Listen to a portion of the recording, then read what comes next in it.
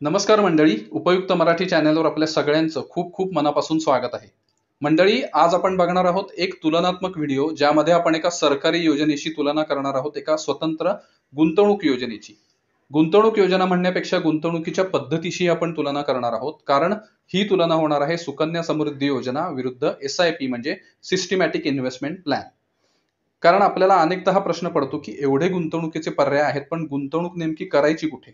तर त्यापैकी दोन पर्यायांची तुलना आज आपण करणार आहोत आणि हे उत्तर शोधणार आहोत. खरं तर SIP ही गुंतवणूक योजना नाहीये, तर गुंतवणुकीची पद्धत आहे. आणि जर सुकन्या समृद्धी योजनेची आपण नीट माहिती बघितली तर सुकन्या समृद्धी योजनेत सुद्धा आपण SIP म्हणजे दरमहा गुंतवणूक करू शकतोच. त्यामुळे आज या व्हिडिओमध्ये एक सरकारी SIP आणि दुसरी प्रायव्हेट SIP अशी थोडक्यात तुलना होणार आहे. तर आता जास्त वेळ न घालवता सुरू करूया आजचा व्हिडिओ. मंडळी, आज आपण बघणार आहोत नंबर 1 सुकन्या समृद्धी योजना आणि SIP मधला मूलभूत फरक. नंबर 2 कुठे गुंतवणूक केली तर आपल्याला जास्तीत जास्त फायदा होऊ शकतो. सगळ्यात आधी आपण बघूया कोण कुठल्या पर्यायात गुंतवणूक करू शकतं, म्हणजे गुंतवणुकीसाठी लागणारी पात्रता. सुकन्या समृद्धी योजना ही फक्त मुलींसाठी आहे, ती सुद्धा 10 वर्षांपेक्षा कमी वय असलेल्या मुलींसाठी. त्यामुळे इथे फक्त 10 वर्षांपेक्षा कमी वय असलेल्या मुलींसाठीच गुंतवणूक करता येते. SIP मध्ये मात्र अशी कुठलीही अट नाही, यात कुठल्याही वयाची व्यक्ती गुंतवणूक करू शकते. त्यानंतर किमान आणि कमाल गुंतवणुकीची मर्यादा. सुकन्या समृद्धी योजनेत दरवर्षी किमान गुंतवणूक 250 रुपये करावी लागते. SIP मध्ये अगदी 100 रुपयांपासून गुंतवणूक करता येते. सुकन्या समृद्धी योजनेत जास्तीत जास्त वार्षिक गुंतवणूक 1.5 लाख रुपये करता येते. SIP मध्ये अशी कुठलीही मर्यादा नाही, तुम्हाला जास्तीत जास्त कितीही गुंतवणूक करता येते. त्यानंतर किमान मुदत किंवा lock in period. Sukanya Samriddhi योजनेत 21 वर्षांचा लॉक इन पिरियड असतो, म्हणजे 21 वर्षांच्या आत तुम्हाला खातं बंद करता येत नाही.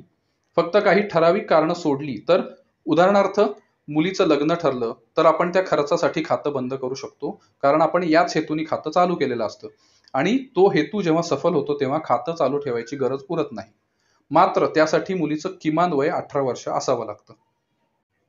SIP मध्ये मात्र असं काही लॉक इन पिरियड नसतो. काही SIP मध्ये असतो, पण तो आपला टॅक्स वाचवण्यासाठी असतो आणि तो लॉक इन पिरियड किमान 3 वर्षांचा असू शकतो. पार्शियल विड्रॉल किंवा आंशिक रक्कम काढण्याची सुविधा. सुकन्या समृद्धी योजनेत मुलगी 18 वर्षांची होईपर्यंत तुम्हाला पैसे काढता येत नाहीत.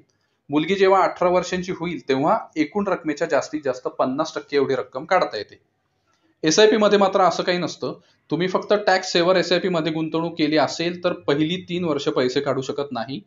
त्यानंतर मात्र सगळे पैसे सुद्धा काढू शकता.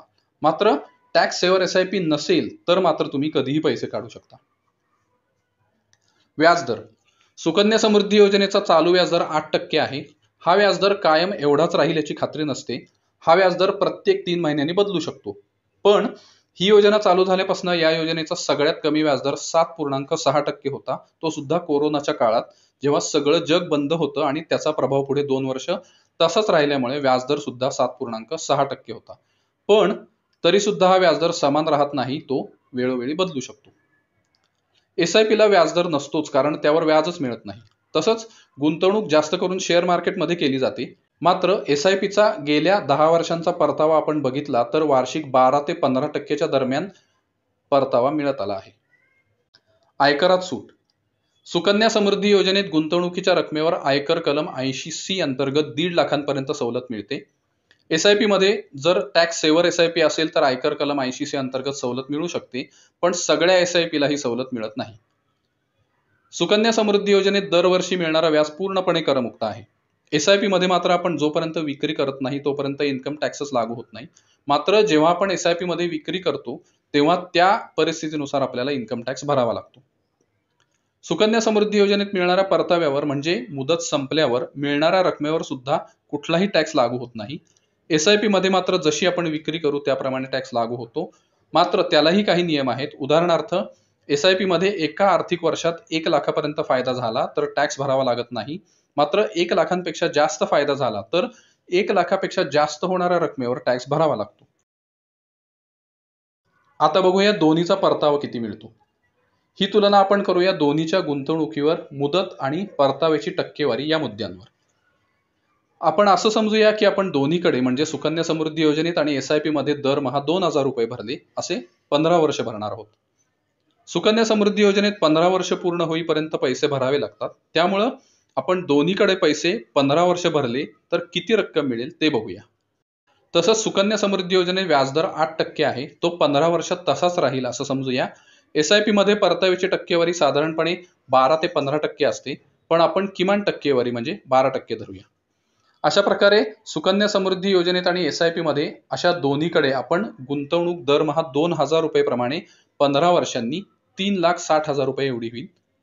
दर महिन्याला 2,000 रुपये जमा केल्यावर सुकन्या समृद्धी योजनेत 8% व्याजदराने 15 वर्षांनी मिळणारी रक्कम 7,03,783 रुपये एवढी असेल आणि SIP मध्ये 12% व्याजदराने 15 वर्षांनी जमा होणारी रक्कम 10,09,152 रुपये एवढी असेल. ही सगळी आकडेमोड तुम्हाला करून बघायची असेल तर तुम्ही गुगलवर जाऊन सुकन्या समृद्धी योजनेसाठी आणि SIP साठी उपलब्ध असलेले ऑनलाईन कॅल्क्युलेटर वापरून ही आकडेमोड करून बघू शकता. सुकन्या समृद्धी योजनेत 15 वर्षांनंतर आपल्याला पैसे भरावे लागत नाहीत, तर जमा रकमेवर पुढची 6 वर्ष म्हणजे 21 वर्षापर्यंत व्याज मिळत राहतं. हा प्रकार एखाद्या लमसम म्हणजे एक रकमी गुंतवणुकीसारखा असतो. त्यामुळे आपण पुढची आकडेमोड आता त्याचप्रमाणे करून बघूया. तर मगाशी बघितलेल्या हिशोबाप्रमाणे दर महिन्याला 2,000 रुपये जमा केल्यावर सुकन्या समृद्धी योजनेत 8% व्याजदराने 15 वर्षांनी मिळणारी रक्कम 7,03,783 रुपये एवढी असेल आणि SIP मध्ये 12% व्याजदराने 15 वर्षांनी जमा होणारी रक्कम 10,09,152 रुपये एवढी असेल. त्यामुळे सुकन्या समृद्धी योजनेत 15 वर्षांनंतर पुढची 6 वर्ष आपल्याला व्याज मिळत राहतं आणि त्यामुळे 21 वर्षांनी आपल्याला 11,16,815 रुपये मिळतील. अगदी तसंच SIP मध्ये आपण 15 वर्षांनी पैसे दरमहा भरणे बंद केलं आणि जमा रक्कम 21 वर्ष पूर्ण होईपर्यंत फंडात तशीच ठेवून दिली तर आपल्याला त्यावर परतावा मिळत राहतो. त्यामुळं जर 16 ते 21 वर्षांपर्यंत आपल्याला 12% दराने परतावा मिळत राहिला तर 21 वर्षांनी SIP ची रक्कम 19,91,887 रुपये एवढी होऊ शकेल. तर मंडळी, तुम्ही इथं बघू शकता, जर सुकन्या समृद्धी योजनेत आणि SIP मध्ये आपण दरमहा 2,000 रुपये भरत राहिलो तर किती फायदा मिळू शकतो. इथं एक महत्त्वाचा मुद्दा विचारात घ्यावा लागेल, तो म्हणजे दोन्ही योजनांची परताव्याची टक्केवारी. सुकन्या समृद्धी योजनेची व्याजाची टक्केवारी आत्ता 8% असली तरी ती दर 3 महिन्यांनी बदलू शकते. मात्र याचा अर्थ असा नाही की ती कमीच होईल, वाढू पण शकते. कारण सुकन्या समृद्धी योजनेचा आत्तापर्यंतचा सगळ्यात कमी व्याजदर 7.6% होता. तो सुद्धा कोरोनाच्या काळात झाला होता आणि पुढे वर्ष 1.5 वर्ष तसाच राहिला होता. SIP च्या बाबतीत सुद्धा मागील 10 वर्षांचा परतावा आपण बघितला तर तो किमान 12% आहे आणि तुम्ही कुठल्याही म्युच्युअल फंडाचा रिपोर्ट बघितला तरी 12% पेक्षा जास्तच परतावा त्यांनी गेल्या 10 वर्षांमध्ये दिला आहे. मात्र एक गोष्ट SIP च्या बाबतीत लक्षात ठेवावी लागेल की SIP मध्ये गुंतवणूक दीर्घ मुदतीसाठी करायची असते, तरच त्याचा योग्य तो फायदा आपण मिळवू शकतो. तर मंडळी, आजच्या या सगळ्या माहितीवरून आपल्या एक गोष्ट लक्षात येते की सुकन्या समृद्धी योजना सुद्धा परतावा खूप चांगला देते. तसंच त्यावर 1 रुपया सुद्धा टॅक्स भरावा लागत नाही, म्हणजे भरलेले पैसे आणि व्याज सगळं करमुक्त असतं. SIP मध्ये टॅक्स भरावा लागतो पण परतावा सुद्धा तसाच मिळतो. त्यामुळे तुम्हाला करमुक्त आणि 100% सुरक्षित गुंतवणूक हवी असेल तर सुकन्या समृद्धी योजनेचा पर्याय अतिशय चांगला आहे. ही योजना एक तर सरकारी आहे, त्यामुळे पैसे बुडण्याची शक्यताच नाही आणि परतावा इतका चांगला मिळेल की तुम्ही तुमच्या मुलीला सहज चांगलं शिक्षण द्याल आणि त्यासाठी तुम्हाला आयत्या वेळी पैशाची धावपळ सुद्धा करावी लागणार नाही. तसंच लग्नाचा खर्च सुद्धा तुम्ही सहजपणे करू शकाल. मात्र तुम्हाला थोडीशी रिस्क चालणार असेल तर SIP हा सुद्धा पर्याय अतिशय चांगला आहे. कारण SIP मध्ये तुम्ही जेवढ्या जास्त कालावधीसाठी गुंतवणूक कराल तेवढी मोठी रक्कम तुम्ही उभी करू शकाल. यामध्ये एक तिसरा पर्याय म्हणजे दोन्हीमध्ये थोडी थोडी गुंतवणूक.